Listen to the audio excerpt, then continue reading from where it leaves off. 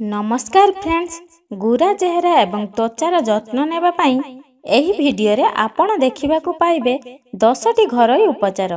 तेबे एहा पूर्वरु आपण माने एही चैनल टी को सब्सक्राइब करंतु एवं एही भिडियो को लाइक करिबा पाई भूलंतु नाही। आजिर प्रथम टिप्स रे देखिबा मुल्तानी माटी रो कोन बेनिफिट अछि।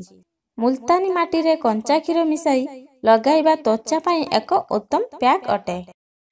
द्वितीय टिप्स रे देखिबा काकुड़ी रस, कंचा क्षीर और लेंबू रस रे कौन बेनिफिट रही। काकुड़ी रस रे सम परिमाण रे लेंबू रस और क्षीर मिसाई त्वचा रे लगाई सुखाइबा परे उदा कपड़ा रे पोछि नेबे। एहा त्वचा रे चमक आनिबारे सहायक होइथाय। तृतीय टिप्स रे रही मॉइश्चराइजर। टोनर रे त्वचा पोछिबा परे मॉइश्चराइजर तुरंत न लगाई 10 मिनिट परे लगाइबा उचित। चलते देखिबा चतुर्थ टिप्स।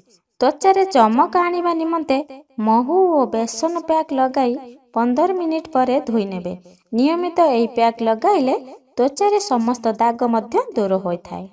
आजिर पंचम टिप्स। चंदन गुंडर कौन बेनिफिट रही। मुल्तानी माटी, लवंग तेल, चंदन गुंड मिश्रण रे एक पैक प्रस्तुत करी त्वचा रे नियमित लगांतु। त्वचा रे चमक आनिबा सह दाग मध्य दूर करिथाय।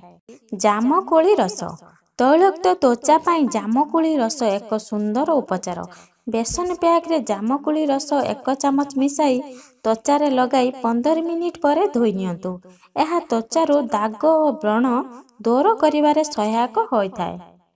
सप्तम टिप्स टी हेउछि गुड़र कौन बेनिफिट रही।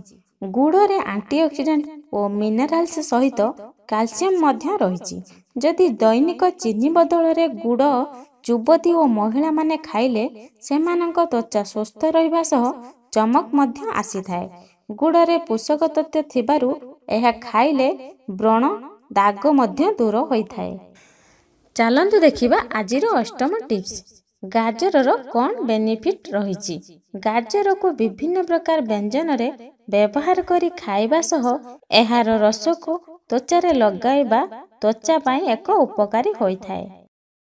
आजिर नवम टिप्स टी हेउछि फेस वॉश। राति रे सोइबा पूर्वरु मुह धोइबा उचित। दिन मान मुह रे लागिथिबा धूली सफा होइजिबो एवं लेंबू मिसा फेस वॉश व्यवहार करिबा त्वचा पाई अत्यंत लाभदायक अटे।